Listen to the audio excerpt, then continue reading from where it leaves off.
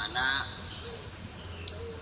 ternyata yang membuat kita menjadi seorang tokoh yang karismatik, yang membuat kita menjadi tokoh yang disegani umatnya, yang menyebut kita jadi panutan umat, ya, sehingga ucapannya didengar orang.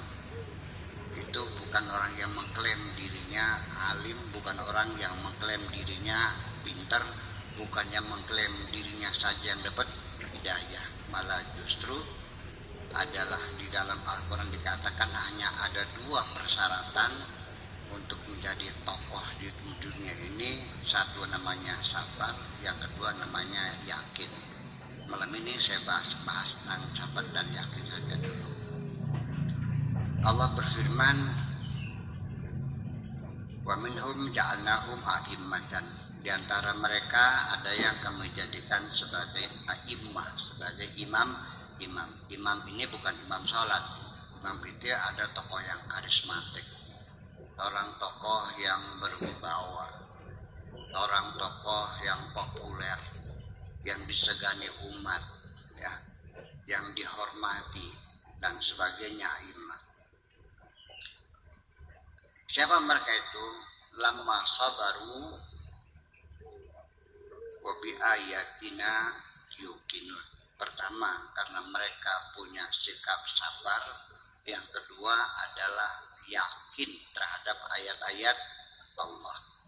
Di sini kita akan mengulas bahwa salah satu untuk menjaga stabilitas masyarakat ini bahwa kita perlu sabar. Sabar itu bukan diam. Diamnya orang sabar bermacam-macam. Orang sabar itu biasanya memang banyak diam, tetapi diam ini punya makna yang berbeda-beda. Ketika engkau dihinakan orang dan kamu diam, maknanya apa? Ketika engkau dihina orang, kamu diam, artinya apa? Itu menunjukkan sikap engkau yang menunjukkan bahwa engkau bukan orang yang layak dijelek-jelekan, sehingga tidak perlu dibantah.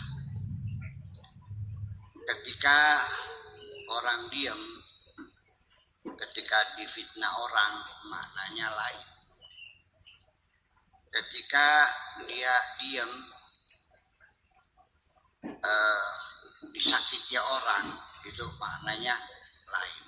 Jadi artinya untuk menghadapi situasi semacam ini kita dituntut untuk bersabar. Bersabar itu artinya tidak memberikan perlawanan langsung, tapi lebih bersikap tutup mulut atau diam, atau istilahkan namanya mengabaikan.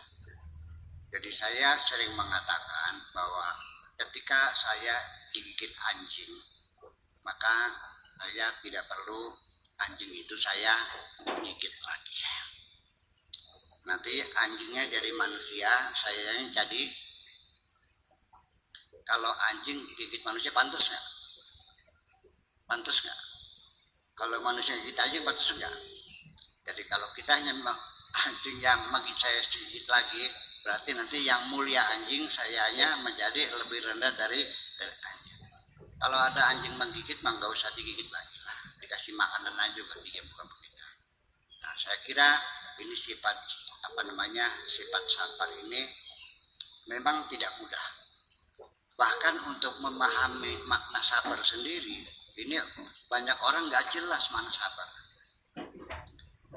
Saya mau cerita gini, ada seorang perempuan datang kepada saya menangis, minta izin kepada saya untuk menggugat cerai karena suaminya berselingkuh. Saya katakan, Bu, perceraian itu bukan penyelesaian, tapi membuat masalah baru. Jadi gimana? Ya sudah, bersabar saja. Sekarang apakah ibu baru curiga atau sudah terbukti dia berselingkuh? Dia sudah terbukti, tertangkap basah. Kalau zaman sekarang namanya OTT ya. OTT itu tertangkap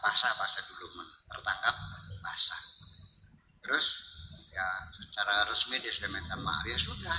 Kalau suami sudah minta maaf, ya kau maafkan saja. Pak Kiai, tapi ini bukan pertama kali, sudah berulang-ulang, sudah ada 5 kalimat. Ya, bersabar aja dulu. Maafkan dulu Pak Kiai. Sabar kan ada batasnya. Begitu dia mengatakan sabar ada batasnya, berarti dia belum paham maknanya sabar.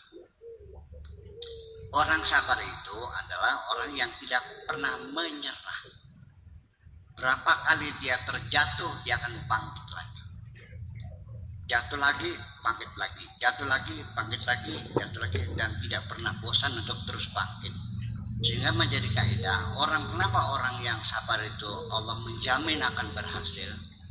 Karena orang sabar itu adalah orang yang setelah jatuh bangkit lagi.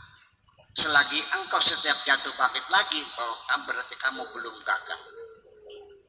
Kapan gagal? Ketika kamu sudah tidak bangkit